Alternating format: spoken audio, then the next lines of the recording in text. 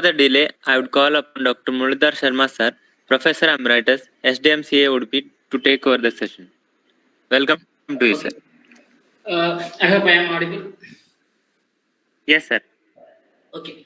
Now, the point which we were discussing earlier was about the microscopic investigations which are done routinely, and then the basic hematological investigation.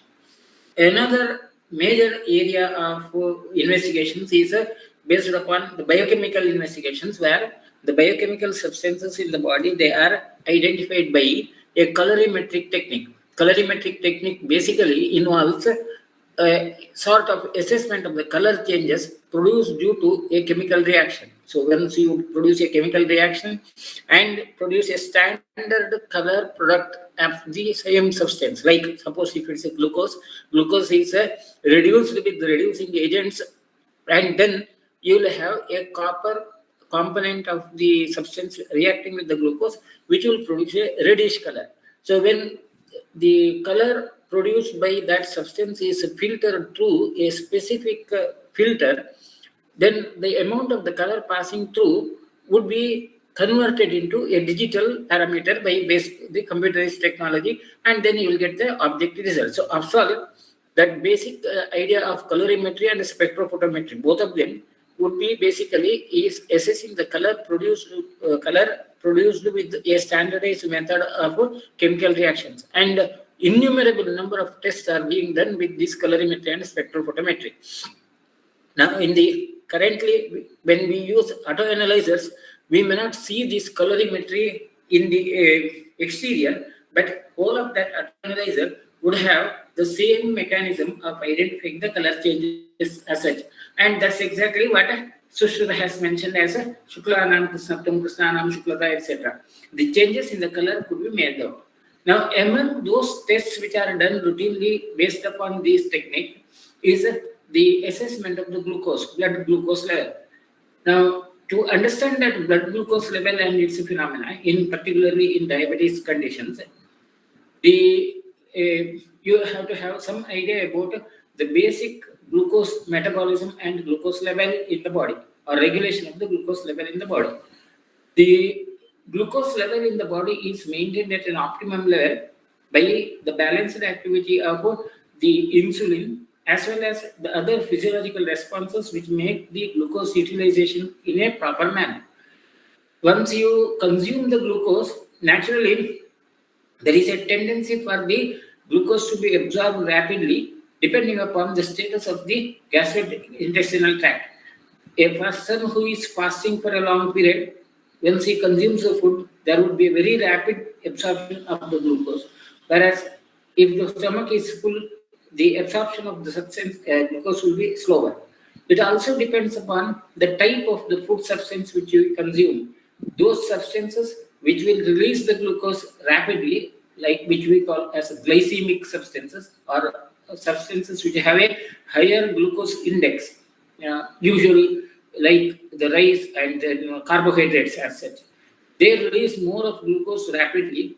Whereas if you consume the proteins or fatty substances, release of glucose may be slower, but the total amount of the glucose which could be produced in the body is based upon its calorigenicity, ability to produce the energy or the hidden energy in the substance, which decides about the level of the glucose. Now, anyway, that's one point. Now, the glucose, once it reaches concentration in the plasma, concentration of the glucose in the plasma is maintained at an optimum level by the insulin, its mechanism, as well as the renal mechanism of excretion.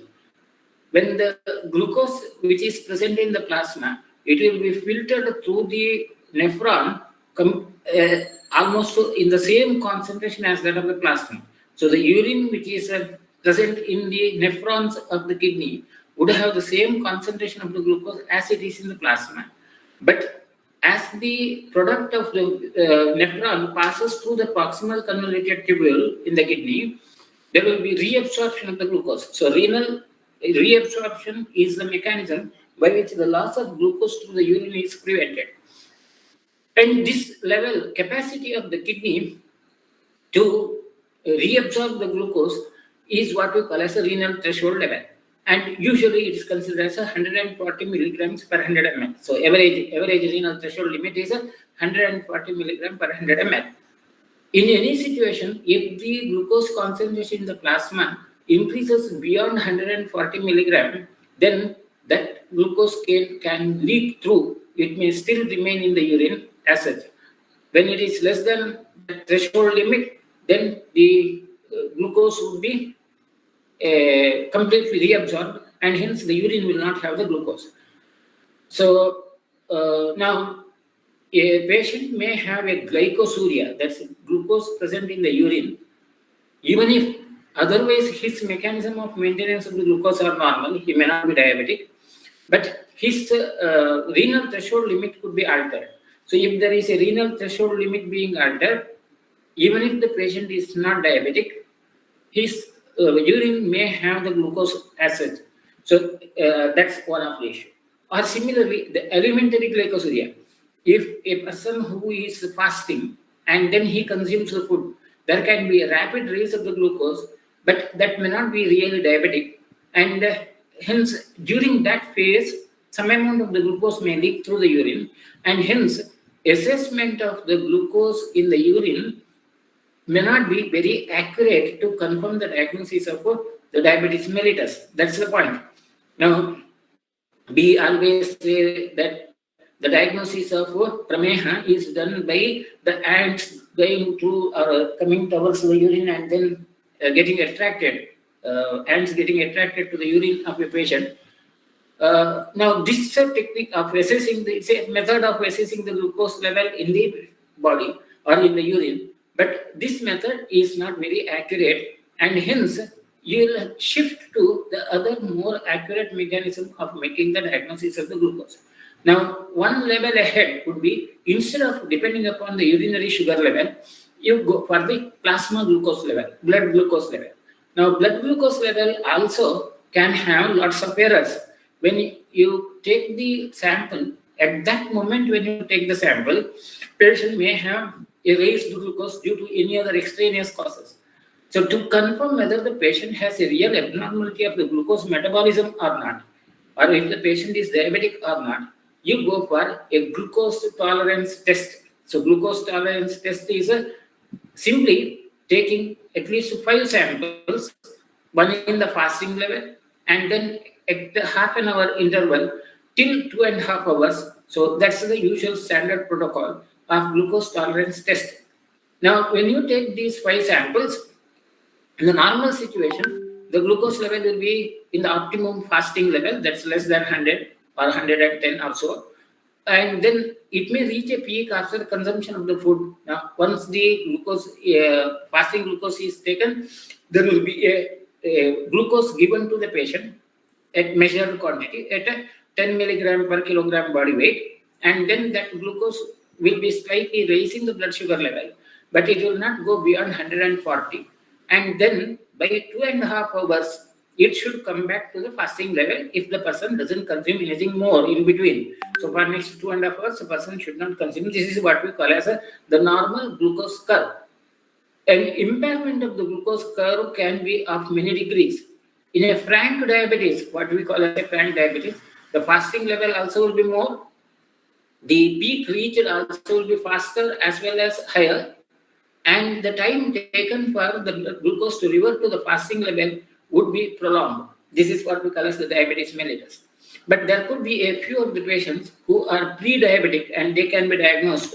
And the pre-diabetic patients may have a situation where the fasting glucose may be normal, but the peak reached may be higher. And more important is the time taken for the blood glucose level come back to the normal fasting level is much longer than the 2.5 hours. So longer the time, the patient may have a situation where the patient may have all the complications produced with the diabetes mellitus, and hence you can identify the patients of otherwise undiagnosed diabetes mellitus with this glucose tolerance test. But because the glucose tolerance test is a cumbersome procedure where you will have to take 5 samples at half an hour interval, which will be quite painful and may not be acceptable, there are many other shortcuts. One of the shortcuts is they just depend upon fasting and postprandial. So you can reduce it to 2 samples so that you can assess the sample at the fasting level and at the end of 2 hours, so that whether it comes back to the normal or not. That's how it could be assessed. So in total, all that would be to assess the madhurya of the deha. Now, this is what Vagbhata has mentioned. In case of the madhumeha, there would be tanoha madhurya. The madhurya is not only of the urine. Now, this is quite important issue. We always say that prameha is related to the urine, mutra, but it's not only the mutra. There will be tanu madhurya, and tanu madhurya can be assessed better with the glucose tolerance test. Now, even to another alternative means of making this assessment of these fluctuations and identifying these hidden diabetes mellitus and to assess the long-term assessment, the other technique which has now become popular and quite dependable is the HbA1c or glycolysated hemoglobin. The glycolysated hemoglobin is a type of hemoglobin which tends to get glycolysated by the deficiency of glucose in the plasma. Now, to understand that, you need to have some idea about the metabolism of the energy production in the RBCs. In the RBC, there is no nucleus and there is no mitochondria, and the energy is produced by a different mechanism of reduced energy. That's usually the energy in all other tissues. The energy is produced in the form of oxidized energy, and it is stored in form of ATPs. ADP, adenosine diphosphate, is converted into adenosine triphosphate. But in case of the RBC, this kind of oxidized energy would not be really useful. It needs a different form of the energy where the hemoglobin has to be in a position where it can bind with the oxygen temporarily. See, oxygen should be bound to the hemoglobin in the lungs, and it should be able to release the oxygen in the tissue, again get bound to the carbon dioxide, and it should be releasing that. Now, this phenomena of binding with the this oxygen is a temporary phenomena. To keep that temporary phenomena, the mechanism of production of energy in RBC is by nicotine adenodiphosphate to nicotine adenodiphosphate hydrogen complex, NAD to NADH2 complex as such. This is a reduced form of energy. And this is a unique metabolism present only in the RBCs. No other tissue in the body would have this kind of mechanism. Now, in the patients who have a real diabetes mellitus, and hence the cells are not able to produce the energy of glucose metabolism, then there will be changes in the cells. In every tissue, there will be some change, but those changes in the cells otherwise cannot be easily measured, whereas the hemoglobin, which gets converted which gets altered due to this deficiency of the glucose, and hence it becomes permanently converted into a glycohemoglobin. Combination of the glucose and hemoglobin occurs with a specific type of the hemoglobin present in the plasma and present in the RBCs, and in the deficiency of a proper supply of the glucose, it results in a irreversible binding with the glucose, and this is what we call as a glycated hemoglobin. And that glycated hemoglobin gives you a fair idea of the utilization of the glucose in the cell than really simply the blood glucose level. Of course, there is a statistical model for calculating a long-term average blood glucose level based upon the glycated hemoglobin level even. That's simply a statistics, but this gives you a better idea of the long-term utilization of the glucose in the cells, and hence a better assessment for the diabetes mellitus than other way. So tanu madhurya can be better assessed with the HbA1c or glycated hemoglobin. Further investigations which could be done, but which are not routinely done, only in specific conditions they could be done, are the assessment of the insulin directly, which is a very cumbersome process, or C-peptide levels, or the decarboxylase levels. They give you a clear idea like whether there is a real deficiency of insulin, or the insulin is not able to function, or there is a resistance of the insulin. Type 1 and type 2 diabetes mellitus is primarily of these two categories. Type 1, there is a real deficiency of the insulin, and hence it has to be provided dhatu kshayat the prameha, whereas the resistance to the insulin, dosha vrtapatha, the insulin is a blocked due to, or action of the insulin is blocked due to certain extraneous factor. So this kind of the differentiation, like whether the prameha is produced due to dhatukshaya or dosha vrtapatha, धातुक्षय जन्य प्रमेय है type 1, दोषावर्तपथ जन्य प्रमेय है type 2. This can be more accurately assessed than simply the clinical assessment. Clinical assessment also is mentioned in Charaka, like a prameha with the sthula and krisha.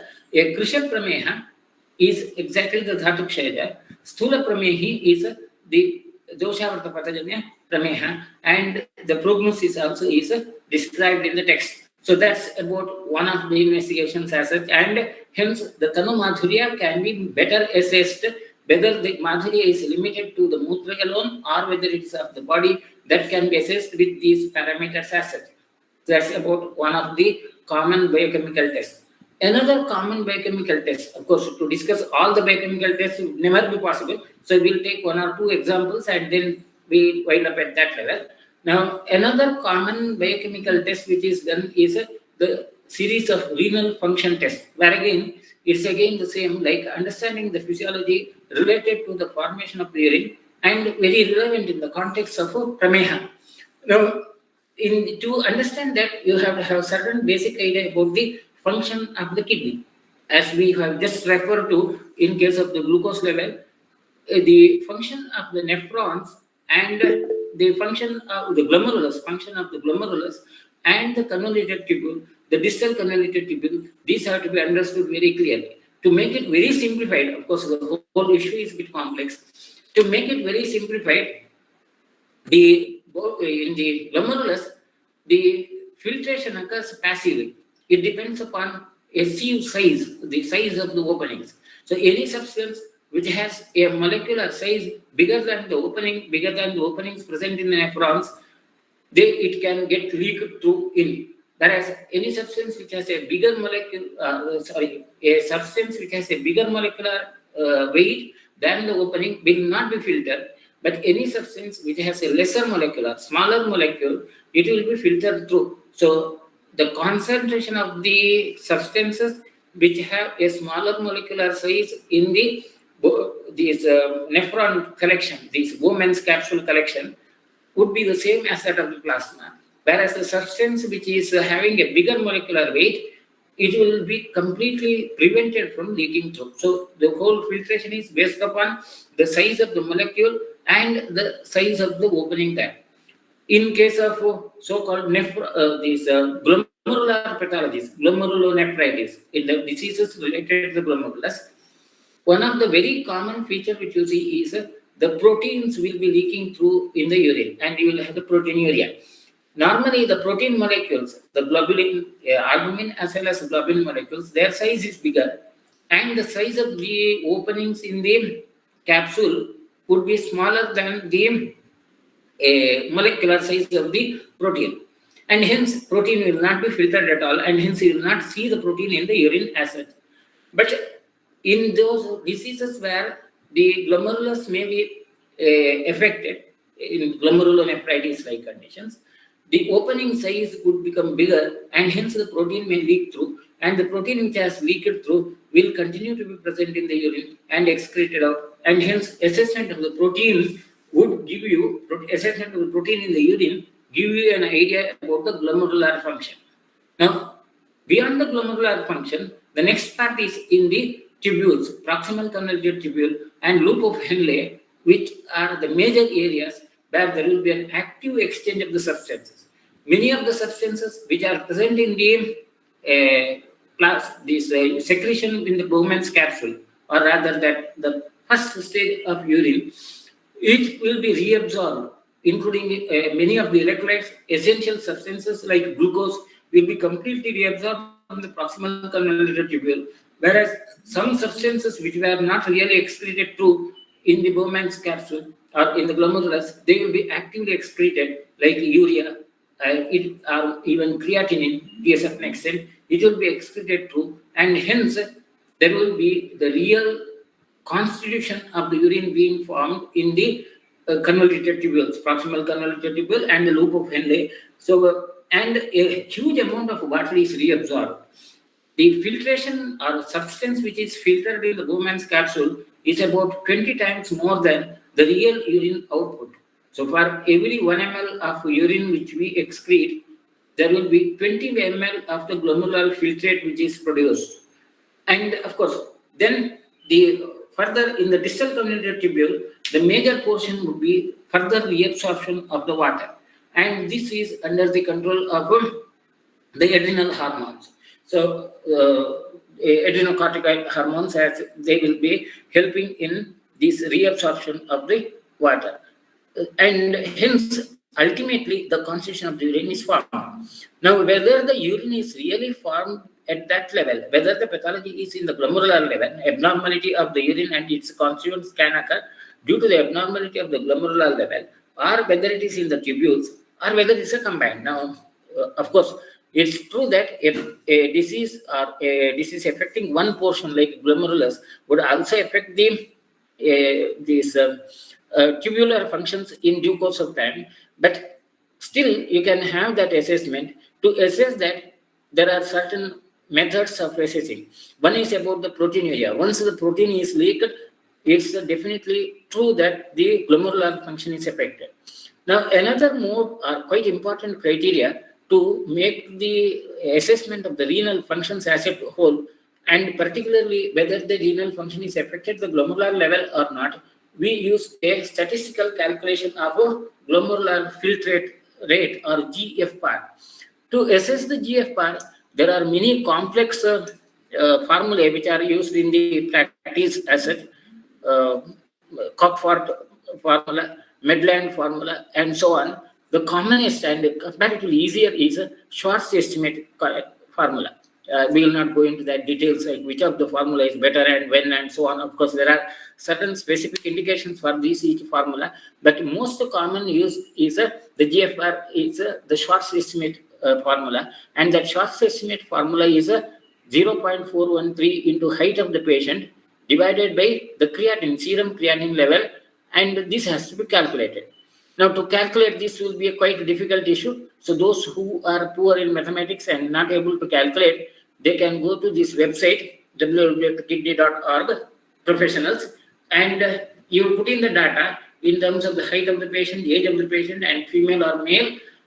That website will select the real applicable formula to that patient and give you the results. So glomerular filtrate rate can be assessed based upon the software which is available, and there are many softwares, but one which I would always prefer would be a free site where you do not have to pay, and then you can easily get the glomerular filtrate rate, and very reliable is this www.kidney.org. Now, once the patient, you have assessed the glomerular filtration rate, the important is to assess whether there is a renal disease or not will depend upon certain primary criteria. The criteria is when the glomerular filtrate rate is more than 90 ml, it's considered as the normal, 90 ml per minute. And of course, per square meter area, 1.73 square meter area, this is how you get the rate. And it's a standard, when you get the results, it will be at this unit only, milliliter per minute per 1.73 square meter area of the body. 1.73 is considered because this is considered to be the average surface area of the adult. Now, when there is a mild kidney injury, where you will not see any clinical evidences of the kidney injury, but still the patient may have a kidney injury, which is called as G2 stage, there will be mild decrease, and 60 to 90 milliliter would be the criteria. So, earliest identification of a renal impairment, renal function impairment, can be made out by assessing the GFR level, and if it is in between 60 and 90, is considered as earliest level, where there will be no other biochemical changes produced in the body. Patient would be totally asymptomatic, and every other tool of investigation may be negative, but still the patient may have a tendency to have the impairment of the function of the kidney, and hence GFR is considered as a very useful. Whereas when it goes to the level 3, where the patient would have some clinical signs, or even there could be some impairment of these renal function limits, biochemical functions as such, then the range would be 45 to 30. In that range, of course, now there is a more standard would be to have a AB again classification, G3A and AB, G3B. Of course, that's not very crucial, but when the range is in between 45 to 30, then 59 to 30, and the range is between 59 to 30, then it's a G3 state. Of course, G4 is where there is a definite kidney impairment and the patient would have all the clinical signs of the impairment, then it's a 15 to 19. And when the filtration rate is less than 15, there is a total kidney failure, and that suggests that the patient needs a support therapy, replacement therapy like either the dialysis or it could be a kidney transplantation which is required. So when the patient has reached G5 stage, it's a total kidney failure, and no other conservative treatment can reverse the condition. Patient requires a support to the kidney functions in terms of either dialysis or the transplantation, depending upon the other factors which have produced the renal failure. So, clinical criteria of dealing with the renal patients would be based upon the GFR. And in the first G1, G3 up to G3 stage, the whole approach would be to prevent further deterioration. In G3 and G4, there could be specific medications which can help in improvement of the renal functions temporarily, like diuretics, etc., are given. And G5, of course, it has to be replacement. This is how it is done. Now, in addition to that, the other routine tests which are done are the blood urea, serum creatinine, electrolytes, acid, and of course, blood urea nitrogen is also done. But more commonly done is urea and creatinine. More commonly done investigations are urea and creatinine. Then again, the creatinine level is considered to be more reliable and more useful to make the diagnosis of the renal function impairment than the other way, because creatinine is exclusively excreted through the kidney, and it's a byproduct of muscle metabolism, that the creatine is converted to creatine phosphate, and that creatine is converted to creatinine. Creatinine is exclusively secreted by the tubular excretions, and hence, when the creatinine level is increased, that suggests that there is a definite impairment of the tubular functions. Blood urea may not be such a reliable criteria because urea level could be enhanced or reduced due to many other factors, like simple consumption of the food, which contains more of urea containing protein acids, or if there is a slight reduction in the water intake, that too can produce a change in the urea level, and hence that's not very reliable. Another important factor which you have to remember is when creatinine level is altered, that means the patient has already reached G3 stage. Only when the G3 stage is reached, creatinine level gets altered. In G1 and G2 stage, there will be no changes in the creatinine level. And normally, kidney has an extreme high reserve in the sense, only 1/19 of the kidney is really needed for maintenance of the normal physiological functions. So, more than 19/20 of the kidney will be as a reserve to meet with any other emergency requirement or any other situation where the kidney could be damaged. Now, when a patient has a impairment of the renal pathology or some impairment of the renal functions or damage to the kidney, till this 19/20th of the kidney is damaged, the creatinine will be altered. So there, the GFR, glomerular filtration rate itself would be the criteria to make the diagnosis. By the time creatinine level is altered, that means almost about 19/20th of the kidney is not able to function. It's only the person is living on 1/19th of the kidney tissue which is present at the time. Now, this is quite important asset from the clinical severity point of view. So, when the patient has a altered creatinine level, that means the kidney is damaged significantly and kidney functions are damaged very significantly, and it has reached to a stage where the a recovery by itself would be less possible and you need to be energetic. So, and that's also another of the drawback with the biochemical parameters. The biochemical parameters can diagnose the kidney only when there is a huge damage to the kidney, and early stage it may not be. So that's the point. Of course, with the serum electrolytes, it's the same thing. That it's not about the long-term effect, temporary effects of the kidney, like acute kidney injuries. They are better diagnosed with the serum electrolyte alteration than really the other way. Blood urea nitrogen, of course, it's a metabolic effect of the kidney functions which are altered. In addition to these, the other specific biochemical tests, urinary tests which are done, and which can give you an idea about the abnormal contents of the urine as well as the renal functions would be the specific gravity. Now, specific gravity of the urine is a important criteria to assess the functions of the distal convoluted tubule. The distal convoluted tubule is the area where the urine gets concentrated to the maximum extent, and hence the specific gravity is maintained at a level of 1.21 or beyond that. In the patients who have an abnormality of the functions of the distal convoluted tubule and that aldosterone mechanism, the adrenal axis mechanism as such, the specific gravity could be reduced, which we call as the diabetes insipidus. So when the specific gravity is reduced to less than 1, that results in diabetes insipidus, where the urine would have almost the same as that of the water Udakameha.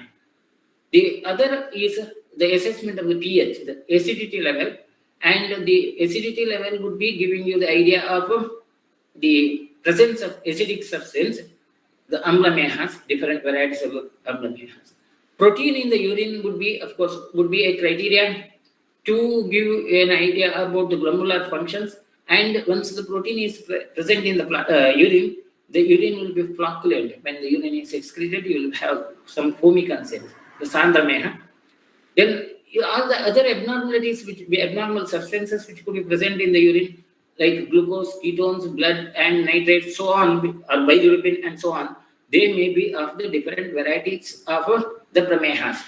Now, maybe roughly you may consider the prameha varieties depending upon the contents present in the urine and the urinary estimation. To a certain extent, many of these could be considered as the pramehas. Of course, some of the pramehas could be related to the excretory mechanism, like Shitameha, where it could be the atonic bladder-like conditions. Otherwise, majority of the prameha can be identified based upon these abnormal contents present in the urine, and they could be diagnosed as such. So that's about renal function tests and their relevance from Ayurvedic diagnosis point of view. The next of the investigation which is commonly done is the assessment of the uric acid. Now, uric acid, basic mechanism of the uric acid is uric acid is one of the essential substances present in the purines. Purines are supplied to the body in the form of food, and mainly the high protein containing food is the major source of the purines. And the purines are also the essential components of the nucleic acids. The purines and pyrimidines, they are the two basic components of the DNA.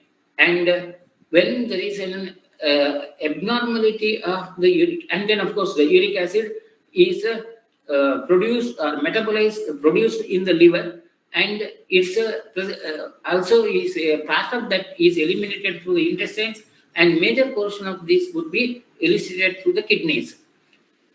Now, there could be an abnormally high content of the uric acid due to, one, the consumption of excess of the uric acid containing substances, or any of the nucleic acid. Now, quite important will be any of the cellular mechanism where there could be an abnormality of the DNA mechanism, and hence there is a slightly higher destruction of the DNAs can result in increased uric acid level. Or of course, the third will be if the outlet, the excretion of the urine is excretion of the uric acid is affected in the kidney. In case of impairment renal function, that too can result in the uric acid increase as such. Increased uric acid can be even related to the fructose diet, or as I said about the renal disease, also it could be produced, or it could be due to the metabolic abnormality. Now it is well known that increased uric acid level can be a major cause for the other metabolic disorders. Metabolic disorders like obesity, insulin resistance, and hence type 2 diabetes, blood pressure, and abnormality of the lipid level. They are now well known to be predictable, or they can be even predicted before those signs occur by assessing the uric acid level. Uric acid level also can result in other disease presentations in the body, and they could be a cause for the insulin resistance. It can result in the adiposity. Blood pressure could be increased. It can be renal disease, and quite important would be the endothelial dysfunction and inflammation. So patients may have an inflammation in any of the endothelial area, quite particularly, quite frequently seen will be in the joints. So it's not simply about the gouts. See, earlier the belief was that only the uric acid level reaches to a very high level and there is a crystal deposited in the joint that produces the gouts. So gouts were considered to be the only consequence of the uric acid, but now it is known that uric acid can be, serum uric acid can predict about a possibility of a hidden disease which can develop as such. Now, this process of the uric acid itself is the AMA. AMA, according to the production of the definition of the AMA could be even produced due to abnormal biochemical reactions in the body. AMA mannamalam kechida kechitu malasanjayam kodravebhyo vishasyeva vadanti amasya sambhavam. That kodravebhyo vishasyeva, kodrava is the grains which are fermented. During the fermentation, as a poisonous substance can be produced due to some abnormality of the factors, there could be abnormal biochemical substances produced during the normal metabolic activity, and uric acid can be considered as one of the best example. I am not saying only one. It can be one of the best example of the Dhatvagni producing the AMA as such. It can be a very important criteria, and clinically it's reliable, very reliable to predict about the AMA state as such. That's about one more of the commonly done investigation as such. Now, with this, we will end up at the biochemical levels. Biochemical tests, of course, to discuss about all the biochemical tests would never be possible because the numbers are so many. So we'll take up these only 3 examples: renal function test, these glucose tolerance test, and the uric acid considered as 3 examples as such. Now, next variety of the tests which are done in the laboratory are the serological tests. Serological tests are based upon a phenomena of the antigen antibody substances present in the body, based upon the idea like any abnormal reaction in the body or abnormal disease in the body is produced due to an external substance called as antigen, and when it reacts with the body tries to neutralize that by producing the antibody. And presence of these either antigen or antibody can be made out, identified by either collecting the serum and then either antigen antibody or an antigen. So when you add a antibody to the serum which is collected, that will produce a reaction. Imminent, there will be precipitation of the substance, and then you can say that there is an antigen present in the plasma. Antigen present in the plasma can be made out, or antigen present in the serum can be made out by adding some antibody from external source, or you may do the other way. You add an antigen and then produce a reaction, and then the presence of the antibody can be made out. So it's simply considering whether the cause for the disease is existing or whether the result of the disease is existing. Now, this process can be done by different methods of complement fixation, agglutination, precipitation, and immunoblocking, etc. It can be by identifying the specific the antigens in the body by the IgM studies or the PCR reactions, polymerase chain reactions. Of course, we will not go into the detail, but basically all of them would be based upon the concept of identifying the Trikala Anumana. The Trikala Anumana is either by assessing the this evidence of, by assessing the evidence of a result like a dhuma, then you diagnose that or identify that there is only so by identifying the antibody, you will say that you'll conclude that there could be an antigen in the body, or it could be the purvanumana, where it could be like bijat phalam anagatam. By seeing the antibody, identifying the antibody in the plasma, you will predict that the patient would have a disease later, and hence and of course it also can give you an idea about the severity of the possible disease outcome. Drishtva bijat phalam jatam. By looking at the quality of the bija, you can assess about the possible outcome. So assessing that serological levels and the levels of the antibodies or antigens, you can make out the prediction of the diagnosed disease as such. Now, these antigen antibody also can be considered as the upastambhas, sopastambha or the nirupastambha. In any of those diseases where the body would be reacting and hence there will be a production of the antibody, that's the upastambhajanya vyadhi. And basically the upastambha will be impairing the functions of the vata, and hence majority of those vataja vyadhis like rheumatoid pathology and autoimmune disorders, all of them, where these serological tests would be useful, they could be considered as the sopastambha vyadhis, and hence the pachana would be the main line of the treatment as we use Arnijikitsa, Ksharavasya, etc. commonly. Whereas in the absence of those conditions, when those diseases where you will not be able to make out this antigen antibody reaction, they could be considered as nirupastambha, where the basic concepts of the vata vyadhi chikitsa could be applicable. That's how the antigen antibody reactions could be useful. Antigen antibody reactions could be, or serological tests could be useful in a large number of diseases. To make a list of all those diseases would never be possible, and this has to be understood in a case specific manner. That's about the next one set of the investigation.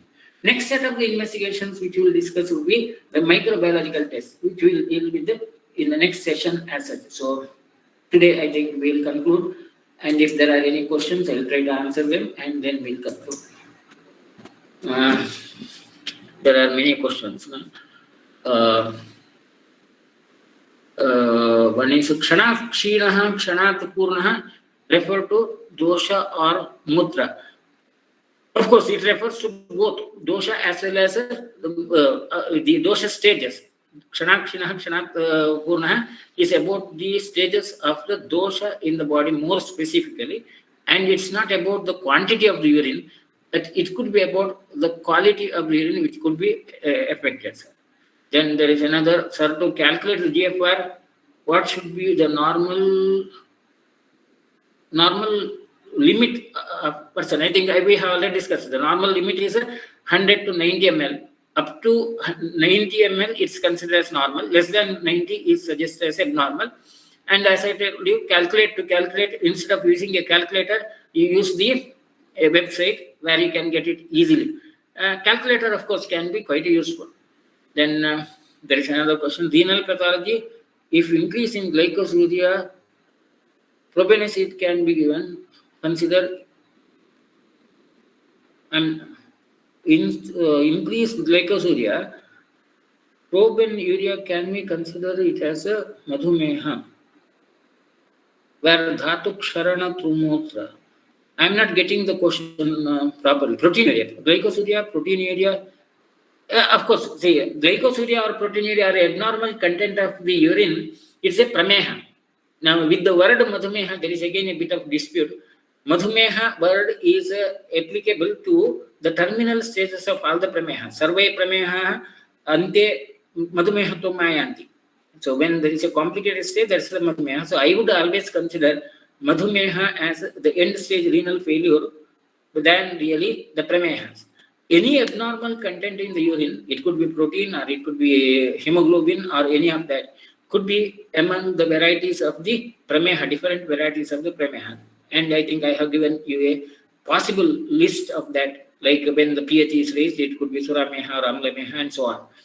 And then there is another case, question. In case of leptospirosis, creatinine is regained. Now that's again about the kidney injuries. Now in kidney injury, acute kidney injury, the patient can recover. Chronic kidney disease, the recovery will be lesser. In acute kidney injury, there will be a temporary shutdown. So when the creatinine level is increased, that means more than 90% of the kidney tissue is not functioning, but that doesn't mean that it is dead. Whereas in a chronic kidney disease, when you have a kidney level, creatinine level increased, that means more than 90% of the kidney tissue is damaged irreversibly. So whether the patient would recover or not will be depending upon the status of the tissue, whether it can be, whether the pathology can be reversed or not, reversible or irreversible. That's what makes the final impression about it. But creatinine level will give you an idea about the severity of the disease. That's it. Then can we consider all prameha as a amavastha only as Sushruta? Yeah, that's true. Of course, amavastha as well as dhatukshayajanya. You have the two varieties. Very specifically in all pramehas, the two varieties are specifically mentioned, and hence that has to be based upon the discretion. Right. I think that's about the questions. We'll conclude then. Right. Right. Thank you, sir.